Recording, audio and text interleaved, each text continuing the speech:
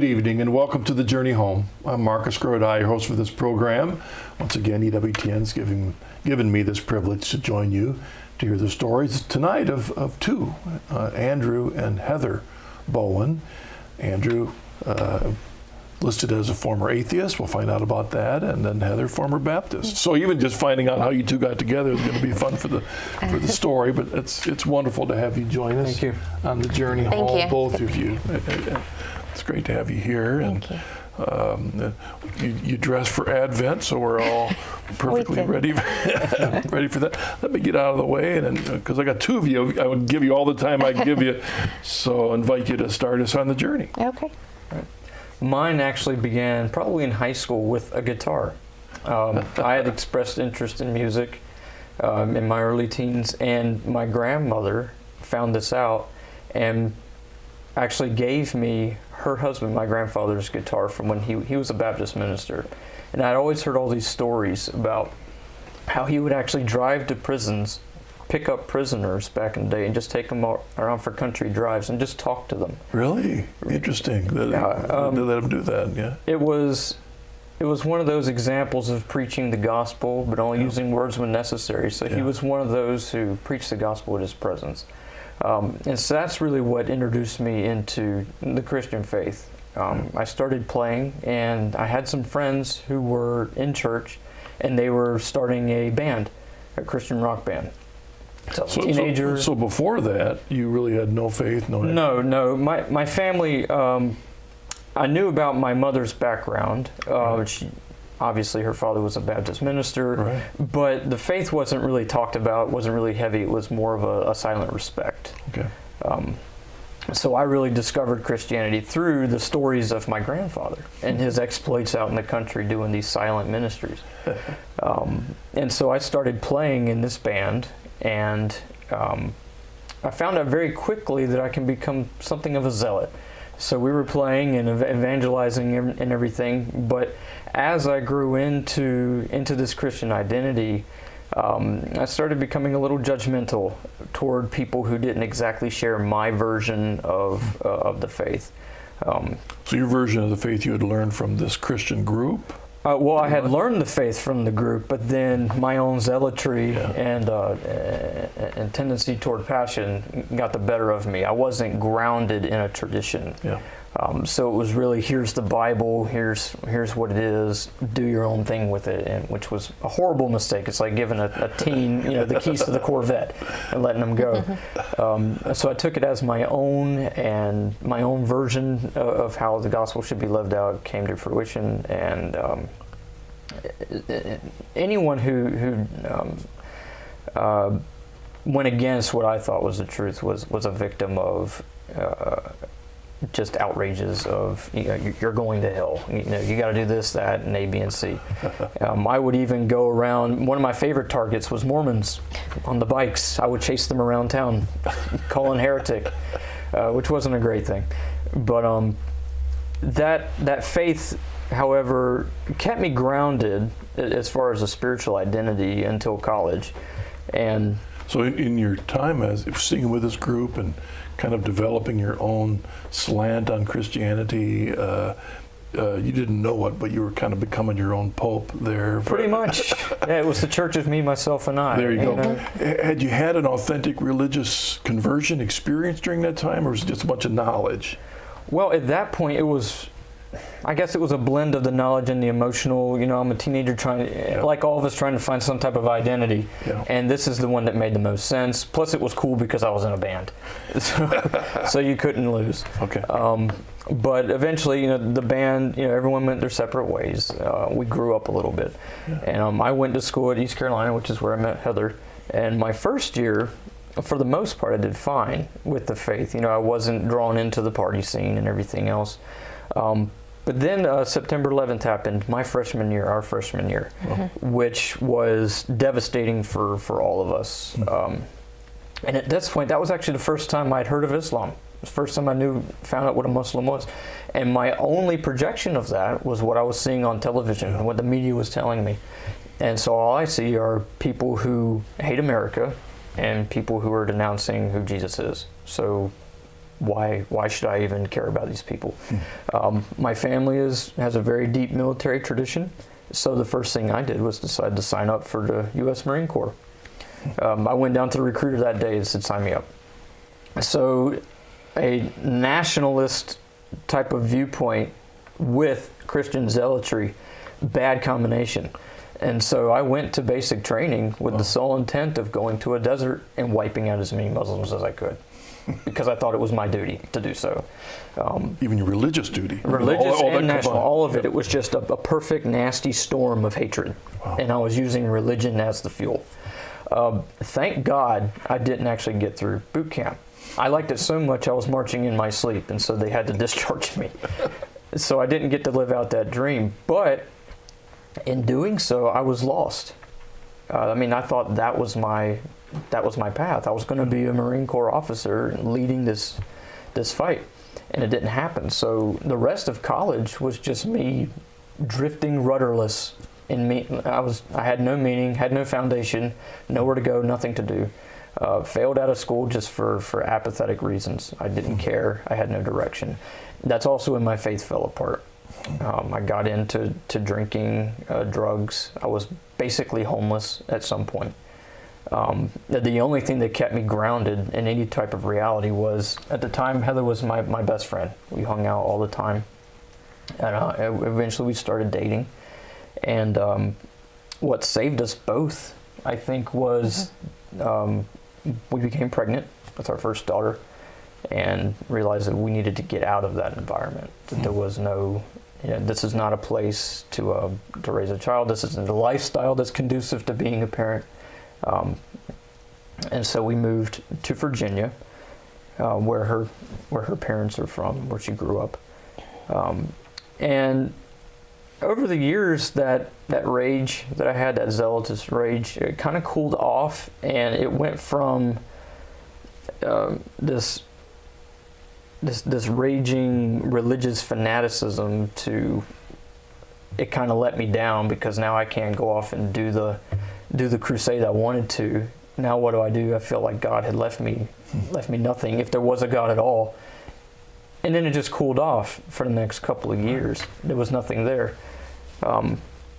But as our family grew, family life was happening, jobs were happening, religious experience wasn't anything on our radar. Mm-mm. We didn't go to church, anything like that.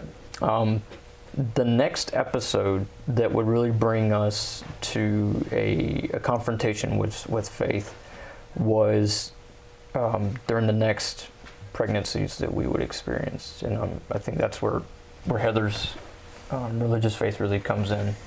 Yes. During that whole time that you were a zealot and you had Christian ideas that were combined with nationalism, you weren't really connected to any churches? Not at all. It was still the Church of Andrew Bowen. Just in the way you took your Bible and what you'd picked up along the way, and and as trying to be at a level of high zealotry for anything, if it isn't fulfilled, it can leave you not just back to where you were, but almost farther away from that zealotry. You get spent. Of course. Like a match, and it's gone, it burns out, it's cool, and it's all gone. Yeah. Right. Well, the definition of cancer is cells that are rebelling against the body. And so I was basically a cancerous cell in the body of Christ, and I didn't even know about it, because I wanted to do my own thing, which was completely contorted and twisted against the body of Christ. I wasn't thinking about what does the church have to say about this. I didn't have any authority that I was looking to. I was basing the entire world around myself. And you had no idea you needed an authority. You had the Bible and what you picked up along the way, and there you are. And God bless you, you stood beside him. Yes. It wasn't easy. I was actually baptized Lutheran as an infant. Okay. My mom was Lutheran. I made my first communion there. I went through confirmation. Church attendance was minimal for our family. Faith wasn't really talked about a lot. It was more of a private thing, if you had any at all. We did the standard, now lay me down to sleep prayer at night, but that was the extent of my prayer life. So when I got to college, We're praying, though. I mean, that's... yeah, I mean, we can get down on that on the one hand, but on the other hand, that's more than a lot of people do. You're right. You were asking God to watch over you, so yes, praise God. And I continued that until, I was old enough that my parents weren't tucking me in at night. So when they weren't tucking me in at night, well, then that sort of fell to the wayside too. And, when I came to college, my faith was non-existent. I may say a prayer if something was going really bad. I think September 11th caused all of us to start praying, but I'm sure by September 12th I was done with that. Yeah. So that's sort of where we were. And he's absolutely right. The lifestyle that we were in when I became pregnant with Shaylee, she saved us. Wow. God knew what he was doing when he sent us Shaylee. Wow. And we left Greenville, North Carolina, moved back to Virginia and set up our life there. And had you gotten married during this time? Shaylee was born in October. We were married in December. Okay. And then 11 months later, Nevaeh was born, our second daughter. So, faith for us was non-existent, as he said. We just really didn't talk about it. It just wasn't important. So I remember we had some arguments with my mom and his mom, though, about were we going to get the girls baptized. I said, no, we weren't going to do that. We were going to let them make that decision. That was for them to decide. We weren't going to force anything on them. So that's sort of when, the challenges with our faith, with our families started. And we were just dead set on, no, we're not doing this. We can do this on our own. We don't need God. We don't need anything else. So yes, as he was saying, our third pregnancy ended in miscarriage. Wow. Very early. And then we became pregnant again and had an ectopic pregnancy at 13 weeks, which was devastating to us. So as we come into facing this tragedy and this grief, I didn't know how to deal with it. And this is when I came back to my faith. I realized that I needed God, and I bought a Bible. I really started to look into my faith at this point. Was baptized again in a local Baptist church because that's what you do. And started attending church regularly. As I was coming into my faith, though, the ectopic pregnancy that we had was the nail in the coffin of his faith. So that's when the turmoil really began. Explain the ectopic pregnancy for someone that maybe doesn't really understand the term. An ectopic pregnancy is a pregnancy that implants outside the uterus. Okay. So in my situation, it was in the fallopian tube, but in behind the ovary, which is why it was so hard to detect and was such a shock to us. We had been told it was a normal pregnancy for, 7 or 8 weeks. And we were picking names and getting excited about this. When we found out and was told that this is going to kill you if you do not, I had to have emergency surgery. It was a mess and very scary time. Wow. So it caused a lot of anger. It was a very rocky time for our marriage. Yeah, I mean, the whole problem was that I was having to, because, we had to make a decision. I mean, we were actually driving from Greenville to Virginia to visit her parents, and then we get a phone call from the doctor's office says, you got to get back here immediately because we found something. What that something was this child that apparently was threatening her life. Because if it grew any larger, a rupture would have been a bleed out immediately. An ectopic pregnancy typically ends around 6 weeks, and I had already made it to 13 weeks. So whoa. It was amazing that we were there. And they hadn't caught it. They had not caught it. Wow. Our guests are Andrew and Heather Bowen. I was thinking just one other comment to something you said earlier that your mother's wanting you to baptize the babies, and you're thinking, well, why? Well, if you have your own version of Christianity, and you're not attending any church, there is no.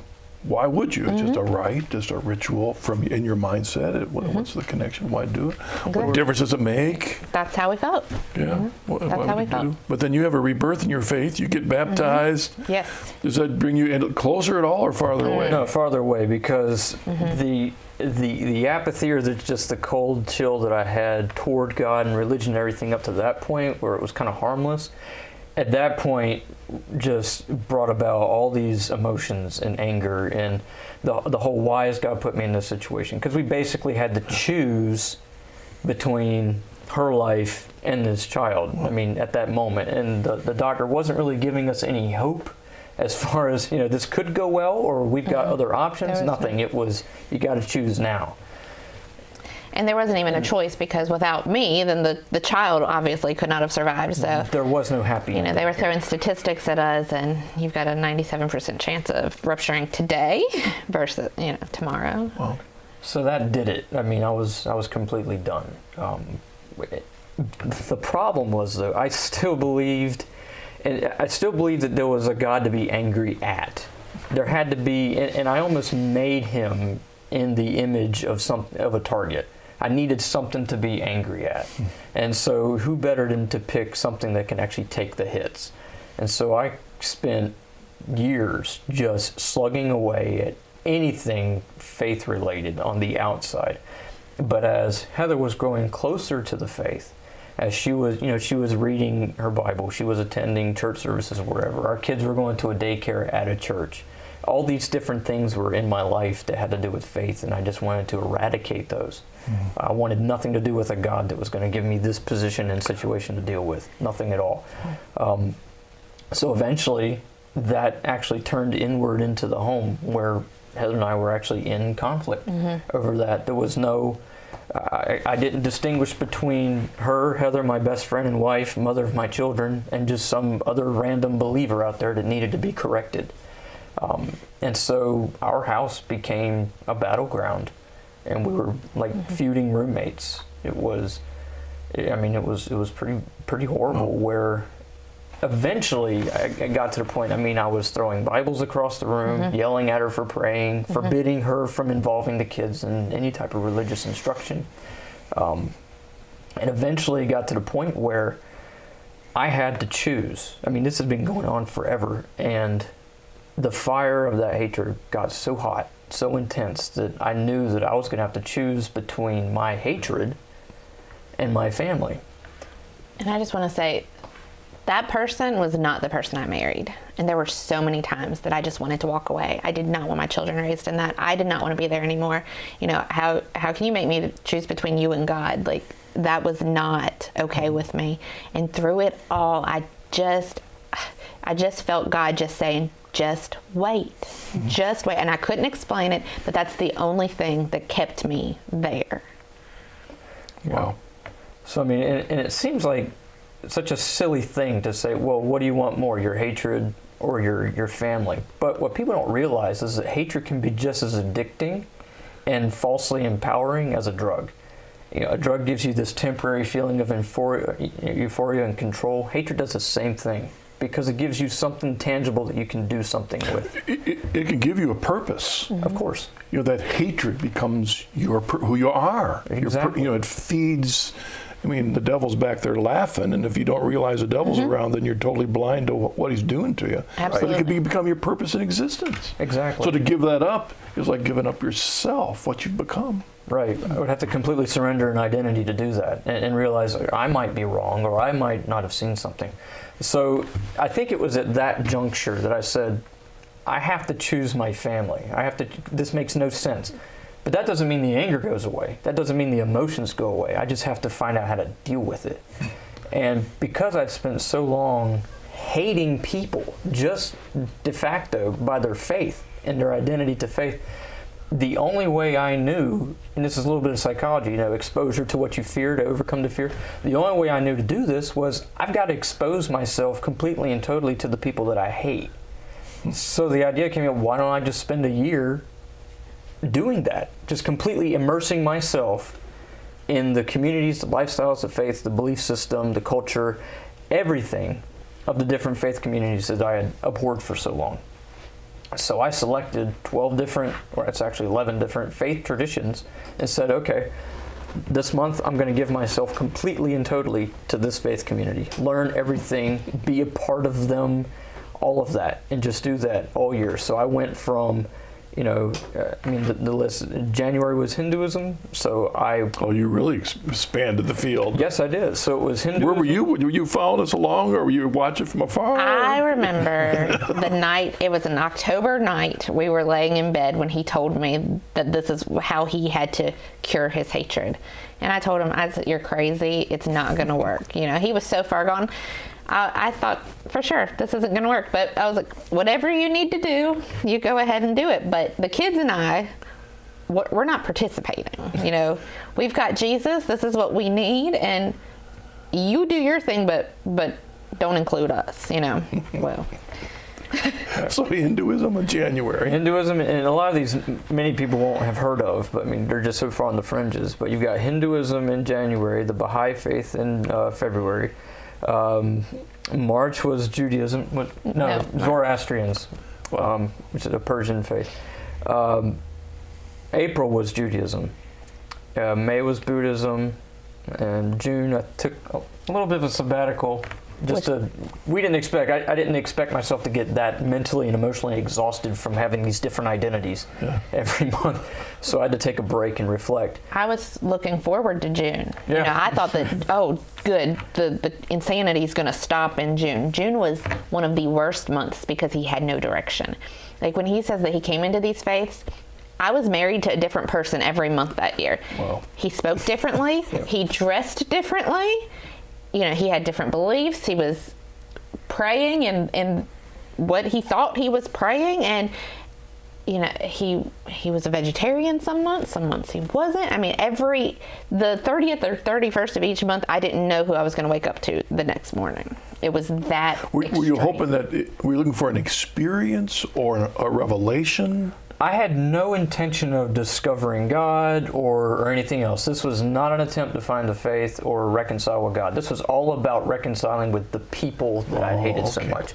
So, going into to understand them better. Yeah, and I would go into introducing myself to these faith communities saying, "Hey, my name is Andrew. I hated you.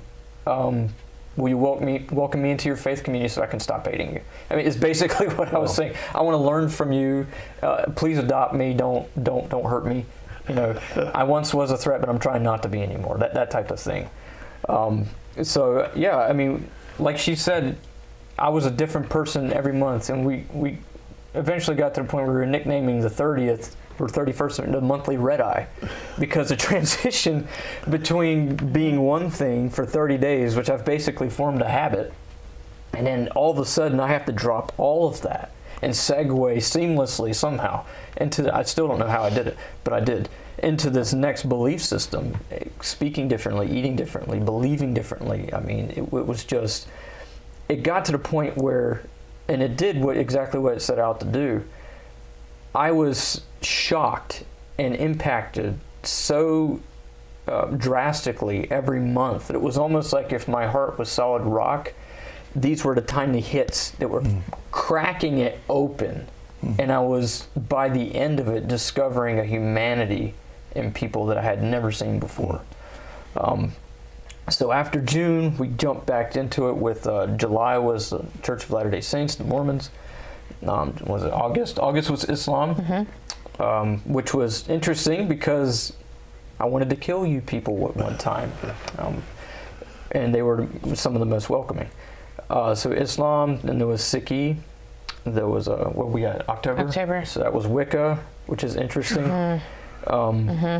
Then Jainism, which has a very heavy aesthetic part of it, where I actually lived as a monk the entire month.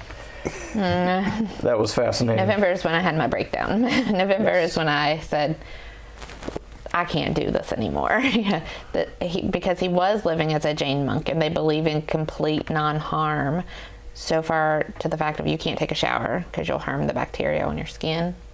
You can't wash your hands, like nothing like that. And I just had it.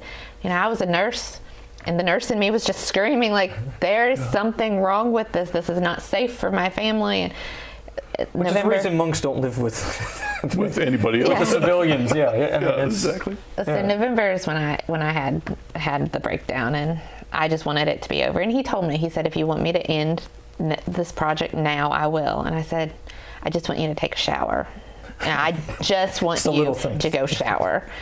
So he did. He did shower and sort of modified the rest of the month so that we could get through November. I had made it this far through the year. I needed to play it out for the rest of the year. So, and then we finished off with Catholicism. And what's interesting, Lumberton, where I'm from, is not a big town at all. And I was completely ignorant to the fact that there was even a parish in Lumberton. So we ended with Catholicism. And I'll never forget it. The first time I stepped into a Catholic church was on November 30th, which is the feast day of St. Andrew. And I was in there all by myself. It was right after daily mass, and my mentor, I had a teacher every month who guided me through the faith. And my mentor... Oh, you mean you chose one with each of the different... Yes, that's right. Well, what a disciplined project. It was highly disciplined. You know what I'm saying? I mean, to do that, Yeah. and to, as It was a very project... extreme. I would never do it again. Well, and don't wish it on anyone who does it. It wasn't fun at all. It was... Wow. I mean, of course, I learned a great deal, and my kids, they got into it too. I mean, they were always trying to learn what was happening that month. We did art projects. I mean, they know more about different faiths than most adults I know, which is, that's a resource for them older. but it also amazes me that it's not like you chose Lutheranism, Baptist, Methodist. You chose what for many Christians would be very uniquely different faiths. Sure. And you included Catholicism in that group of uniquely different faiths. Yeah, because I hated them too. So I had to include them. It wasn't, and I actually got questions about that. It was like, why didn't you include these different? Well, because I didn't hate them. I have to stay on mission here. So I had chosen my mentor for Catholicism, which was the local youth minister, Jason Malinsky. And he was ecstatic and excited about it. He loves any opportunity where he can talk about the faith. You know what? We're going to pause there. Sure. It's time for a break. Why don't we pause? You're getting mentored in that group of folk you just can't stand. All right, and we'll find out what happens when we come back after the break. See you in a minute. All right.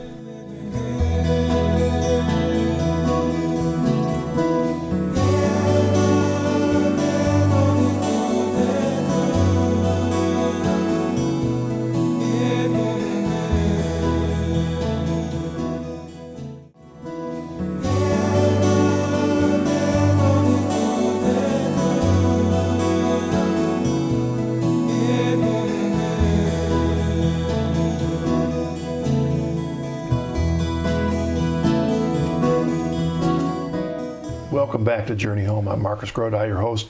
Our guests tonight are Andrew and Heather Bowen, right? And Bowen. Bowen. I'm sorry. okay. Bowen. I want to get that right. But during the break, you did mention, because one of the questions was, how are you supporting yourself during this time? You were a nurse during this time, and you had gone back to school, taking even a world religion classes. So that's kind of informing you along the way. And what a disciplined.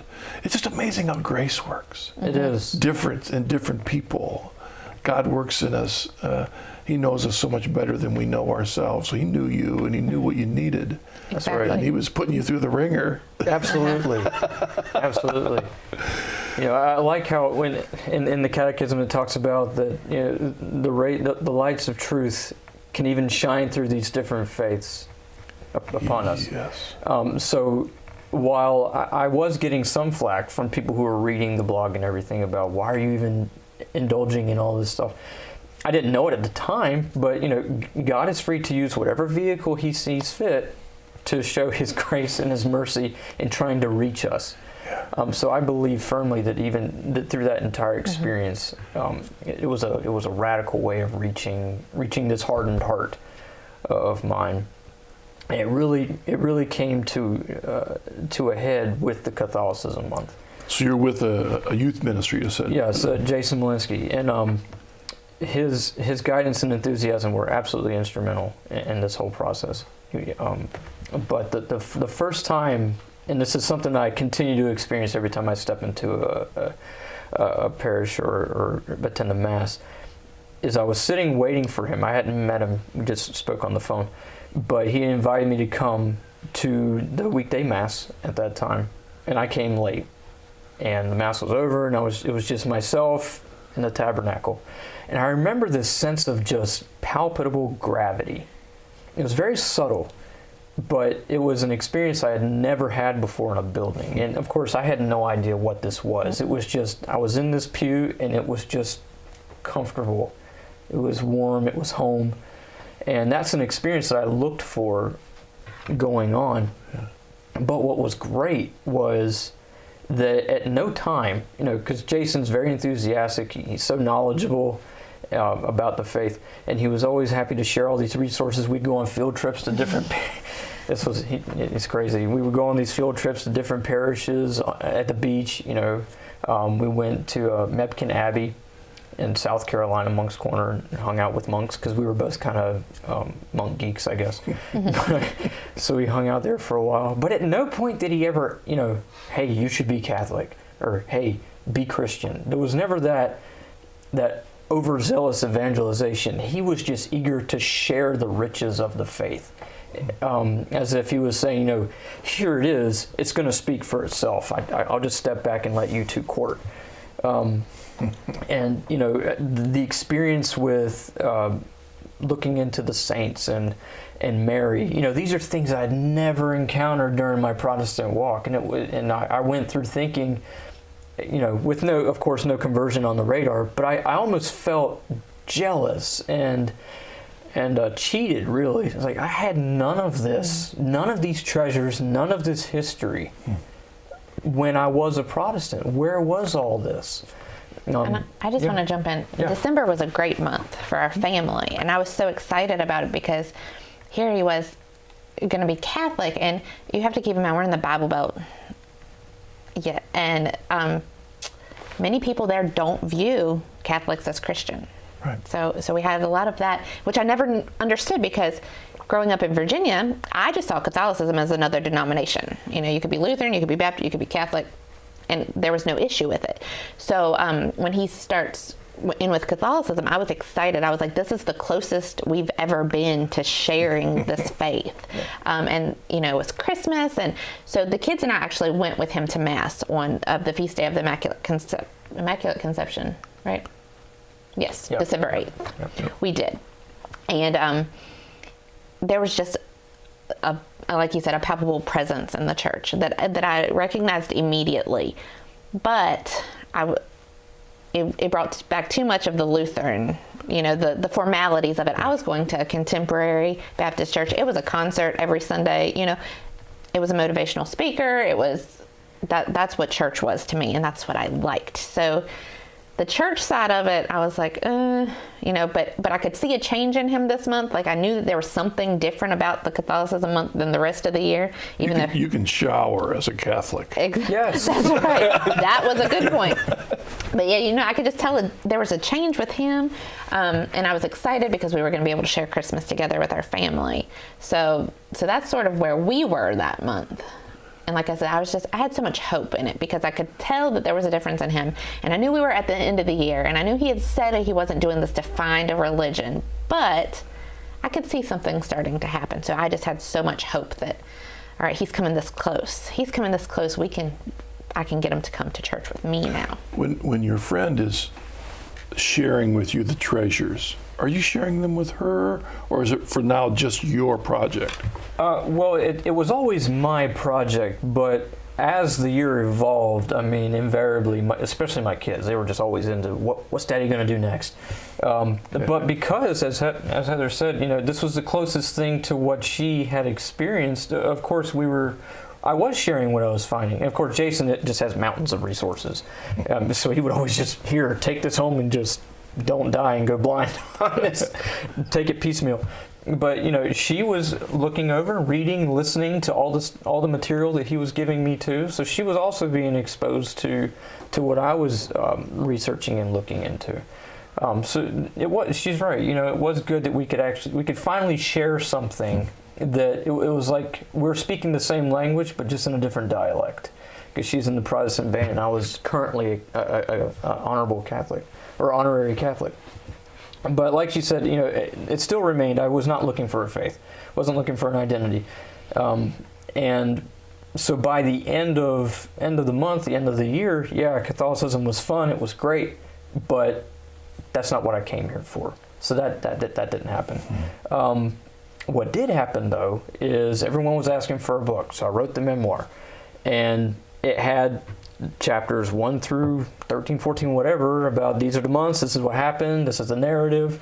And after that, I was being invited to speak at different places, but it was always this universalist, let's all get along and hug each other, everybody's valid type thing. And so I was doing pretty well with that.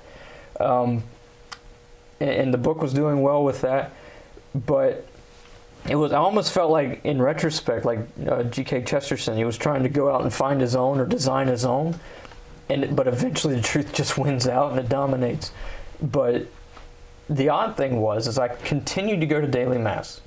It was almost like a tradition for me. On Wednesdays, our parish is only about a mile away. I was into jogging, so I would just jog on Wednesdays to daily mass at noon. There was never more than 10 people there, so I had my little quiet space here. Just had the mass experience and went home. And I remember us talking about that, and when the year ended and he hadn't chosen a faith, I was okay with that, because he was no longer hating. He was no longer, limiting what I could do, and we didn't have that animosity anymore. So I was okay.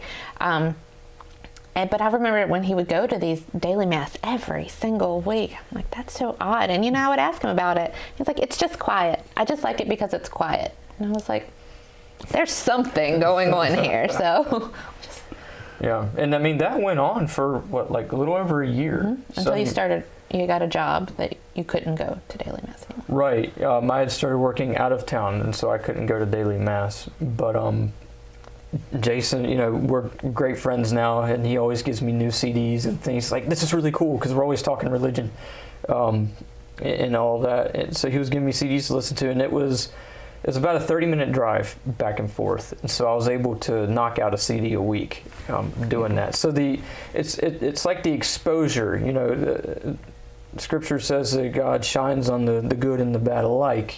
So it's that constant exposure to the truth that I was experiencing. I just didn't know it. And the only way I can describe it is, it's almost like, we have some conversion experiences. It's just like a St. Paul. It's just a flash of light. Something changes immediately.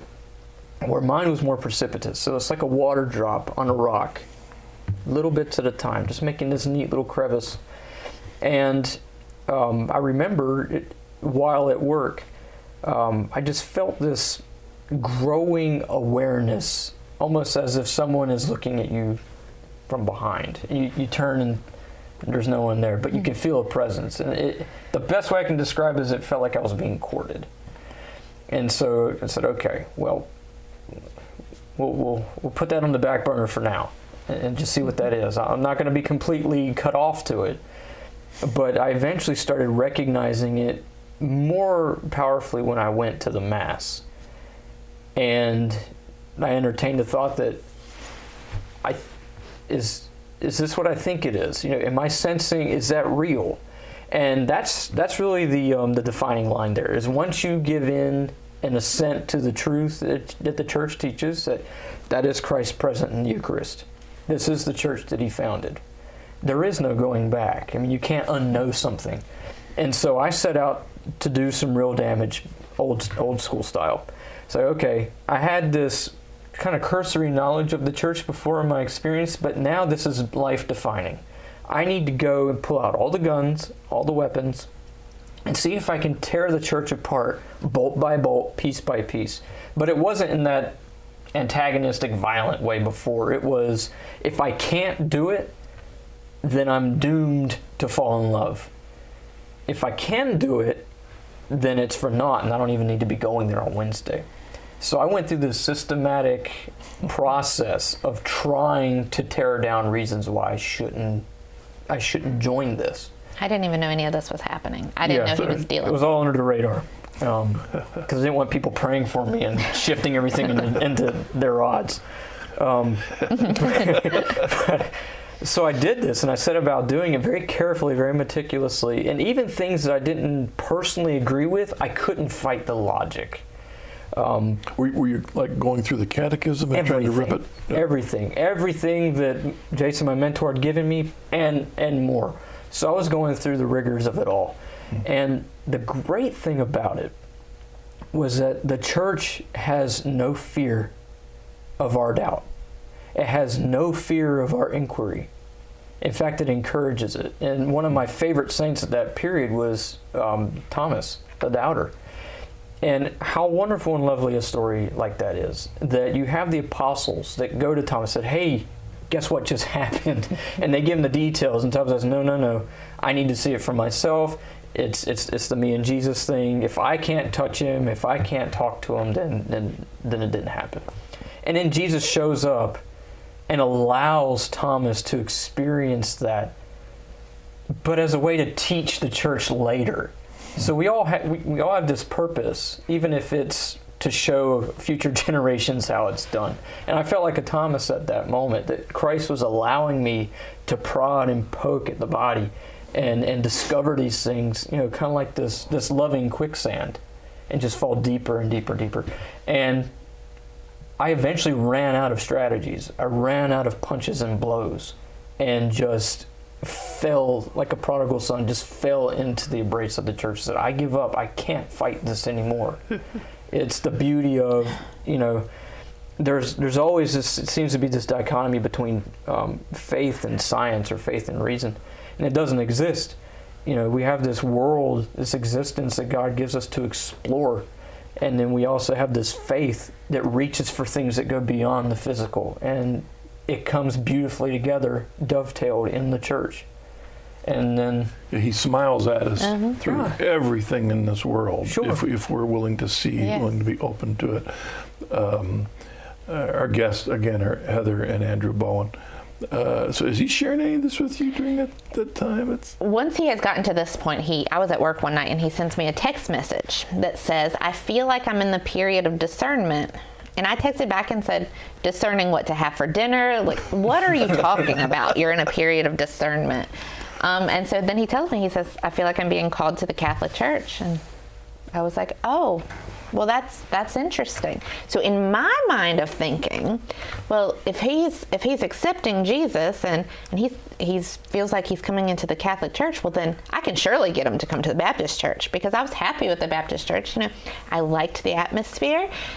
We're bouncing back and forth between two different very contemporary Baptist churches, and one of them had a sliding board come out of the side of the building for the kids. And I'm like, how in the world, if he's coming to Catholicism, and he never once pressured me and the kids to come, but my thought was, well, we can't go because I saw the Catholic Church as boring, the same way I felt about the Lutheran Church when I was a child.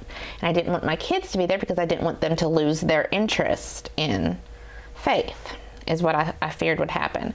So he's telling me this, and in my mind of thinking, I'm thinking, well, I'm going to prove to him why the Catholic Church isn't right, but why he should come with me. So that's where I was. So when this was in August when he had messaged me and said that, he felt like this. He said he was going to start RCIA in September of that year. I said, well, I'm going to start RCIA with you too. But my goal in RCIA was to get all the ammunition I needed to prove to him why the church is wrong. Well, that didn't happen. I start digging into early church history, and I start realizing all the history that I've been missing all these years, and all the things that I was never told, and I see the truth of the church. And I wasn't happy about it, but I saw it. So that's sort of how we entered the RCIA process, and how our RCIA year played. Yeah. Yeah, it was really like, the history is what, because she liked that atmosphere. It never appealed to me. It always seems superficial, this trendy church thing. It's just, but I definitely saw that. But what really nailed it for us was the history and tradition. Because what it looked like was that the whole Protestant framework is almost like looking into a genealogy and never going past your grandparents and thinking, this is the entire family history that I have. you're not remembering your grandparents or the immigration in this worldwide thing. And just seeing that the tradition points to the modern church that we're in. The tradition points to that, the apostolic succession that we see in the Pope and the bishops. There's a foundation there, and it's not a stifling thing. The structure is there for us to climb and to be a part of and be inside for our protection. And it was just overwhelming that we were never evangelized in that aggressive way. It was just, here it is, and the beauty of it, like a piece of artwork, it speaks for itself. We don't have to explain it. And that really did it for us. It did. I did find some conflict that I felt personally because about a year or so after Project Conversion ended, I started a blog about our homeschooling journey. Well, it grew to the point where I was able to quit my nursing job and blog full-time about our homeschooling journey. So the homeschooling community is largely Protestant. Right. So I had a big risk in coming out and revealing the fact that we're joining the Catholic Church. Many of my readers were anti-Catholic, and this became evident as I came into the RCIA year and started learning more. And I would make posts about it, and there was a lot of flack. And when I finally made the post the week of Easter Vigil, that we were entering the church and all of my conversion story, I lost a lot of readers. But that's just what it was. It was worth it to me because what I had found, nothing could replace. And our children were baptized that year, actually before us, because they had entered into the First Communion class. So they were baptized in January of that year, and we came into the church and at Easter Vigil. Yep. We did. If you were to, what was the hardest hurdles to get over coming from your back? I mean, you explored every faith that ever existed, but you had your Baptist. What would you say the hardest hurdles were for you to get over coming in? And then we're also going to talk about what's your favorite hurdle. Okay. For me, the hardest hurdle was the differences in the services. Now, once I truly learned the Mass and began to appreciate it, that made it a little bit easier. But definitely, that was my biggest hurdle, was just leaving the entertainment value that I found in my Baptist church and coming in and teaching myself how to be reverent. And, it was a complete mindset shift for me. Yeah. And that was difficult.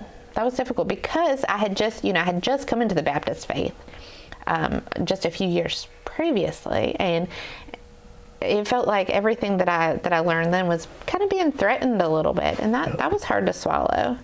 So that was mine. Mine was the idea of the church as a body. It's, I was always of the mindset, it's me and Jesus. It's like, what am I doing today for Jesus? I'm not the social butterfly like Heather is. I'm more of the monk in the desert. But when I realized that it's Christ wants the bride, the church is a bride, a collection of us.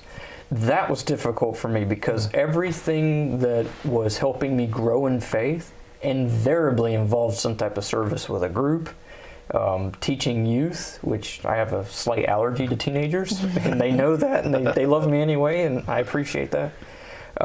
So the idea of just this communal involvement and realizing that yes, God wants me, but He wants me with His church. That was probably the most difficult thing for me, because it was never just a private affair, which is what I wanted. It's easier, I can do the self-discipline, I've proved that. But now God says, okay, come home to the family. The family is the church. Yeah. And it continues to be, a struggle for me. Things didn't get easier once I became Catholic. They actually became harder. But it's because God wants us to be all that He designed us to be, and that requires discipline. But it's a loving discipline. Well, I was going to say this Jesus and me individualism is, to me, one of the biggest heresies that exist today, because it's rampant in America. I mean, that's Americanism. Right. It's got to be according to me, the way I want it, and what I'm comfortable with. Yes. That's what you're talking about. I love this comfortableness. I don't want to break out of what I've become comfortable with. And Sure. But If you're ever comfortable in Catholicism, you're not doing it right. I mean, that's really the litmus test. I mean, the only thing I ever wanted to do when I became Catholic was be an altar server.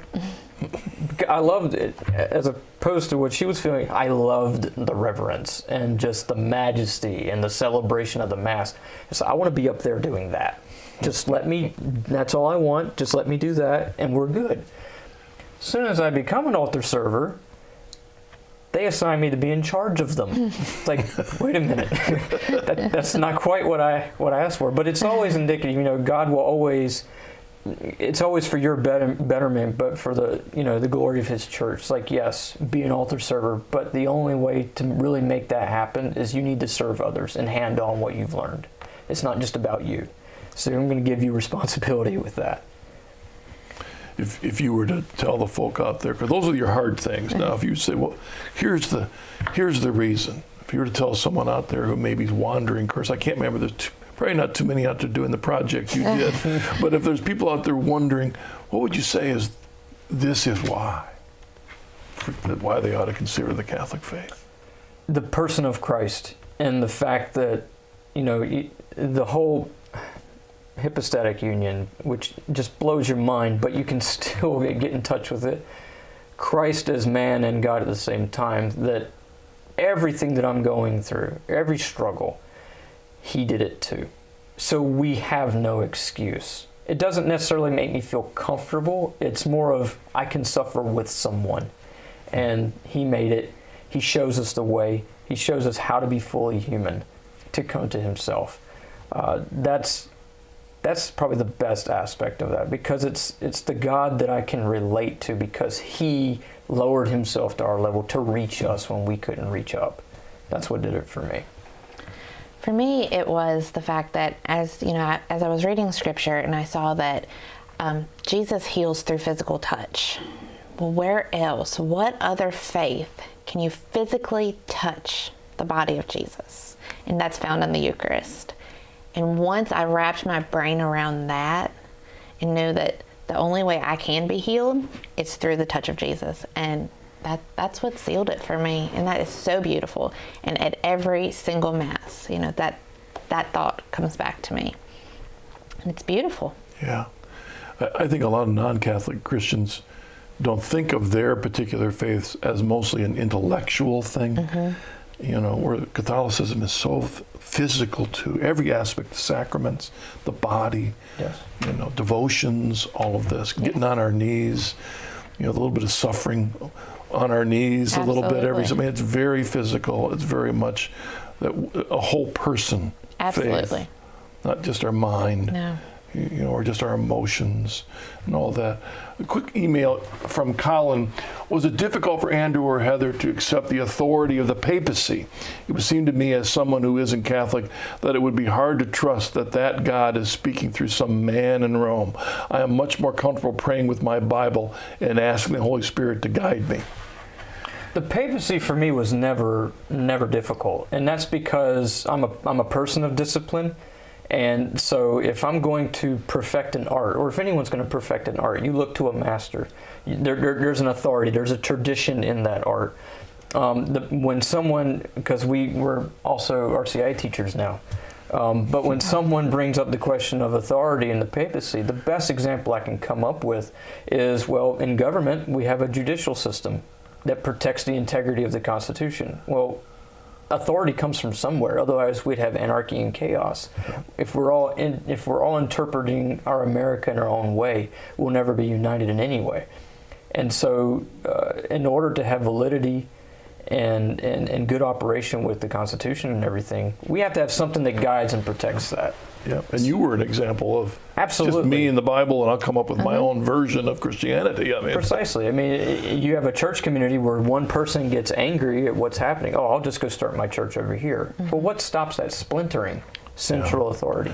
What about for you as a former Lutheran Baptist? You know, I didn't struggle with it, and I feel like his the answer to his question is in his question. If he's with his Bible and the Holy Spirit, he can see where Jesus gave the keys to the kingdom to Peter. Jesus set up the papacy, you know, and we have this rich apostolic succession that we can look to, and we can see that it's never been broken. And that was enough for me. And as both of you said, once you looked into history and you saw that it was there. You know, just to the audience, just to mention, Andrew's got a interesting name for a website, worldofandrewbowen.com. And then Heather, you have lifeofahomeschoolmom.com. Yes, sir. Right? Both active bloggers and Yes, sir. and defending the faith, as well as helping others discover the beauty of the church through your witness. Thank you both Thank you so much for having us. sharing your journey on the journey home. God bless you as you continue, you and your daughters, and you're teaching RCIA and leading. You know, God prepares us and then uses us That's as we right. make ourselves available, right? Yes. Well, thank you both. Thank you for joining us on this episode of The Journey Home. I pray that Andrew and Heather's journey is an encouragement to you, the challenge and the discipline of their faith, and how God used that in their lives to bring them to a deeper walk with Christ in this church. I hope it's an encouragement to you. God bless you. See you next week.